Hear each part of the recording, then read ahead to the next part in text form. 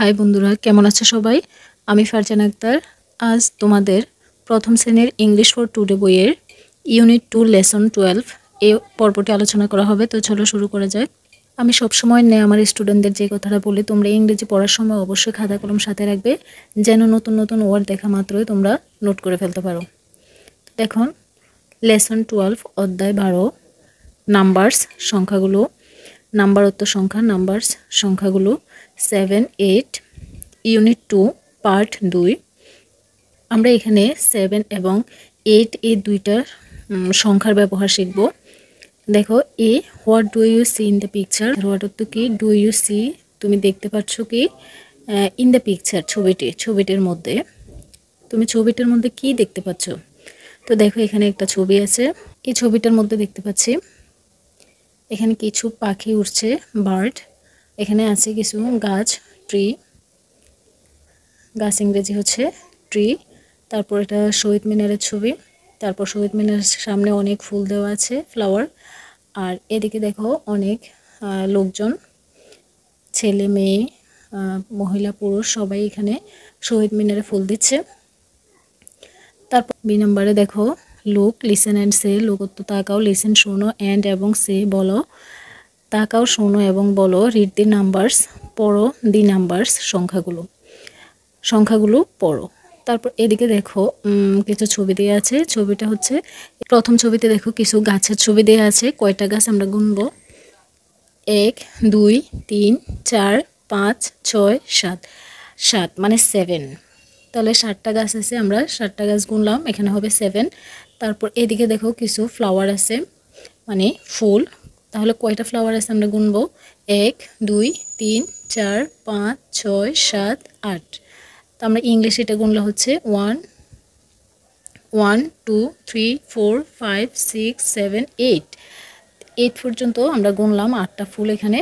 তাহলে 8-এর ইংরেজি হচ্ছে 8। তো 7, 8 আমরা এর দুইটা সংখ্যা আমরা গুনে ফেললাম। এদিকে আবার দেখো, লেসন 12 অধ্যায় 12 নাম্বারস সংখ্যাগুলো 7, 8 unit 2 part 2। C, trace in the year, trace and write. Trace অর্থ চিহ্নিত করা, রাইট লেখা।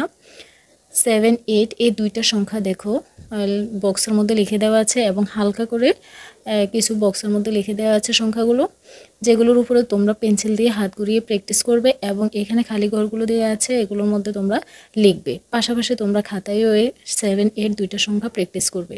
7 কীভাবে লিখতে হয়, 8 কীভাবে লিখতে হয়, তোমরা এগুলোর উপরে হাত ঘুরিয়ে ঘুরিয়ে প্র্যাকটিস করে খাতায় লিখবে। আশা করি তোমরা প্র্যাকটিস করলে এই সংখ্যাগুলো তোমরা খুব ভালোভাবে লিখতে পারবে এবং শিখতে পারবে।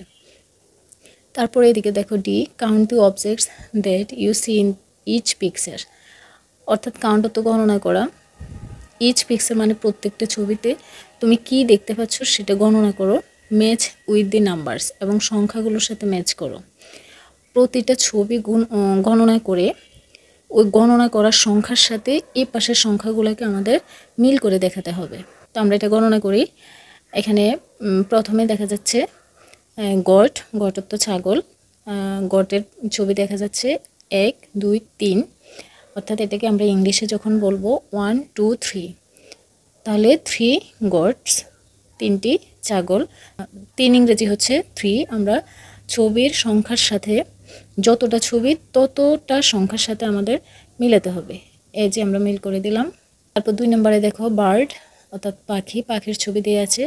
তো 1, 2, 3, 4, 5, 6, 7, 8, অর্থাৎ 8টা পাখির ছবি দেওয়া আছে। 8 ইংরেজি হচ্ছে 8। আমরা 8 যেখানে আছে যে সংখ্যাটা, ওইখানে আমরা মিল করে দেবো। এই যে মিল করে দিলাম। তারপর দেখো, হ্যান, হ্যান তো মুরগি। কয়টা মুরগির ছবি আছে? 1, 2, 3, 4, 5। এখন আমরা 5-এর সাথে মিল করে দেব। তারপর হচ্ছে জগ, জগের ছবি দিয়ে আছে 1, 2, 3, 4, 5, 6, 7। তাহলে 7 আমরা মিল করে দিলাম।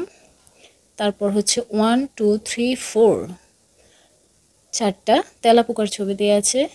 আমরা 4টা তেলাপোকার ছবি আমরা মিল করে দেই।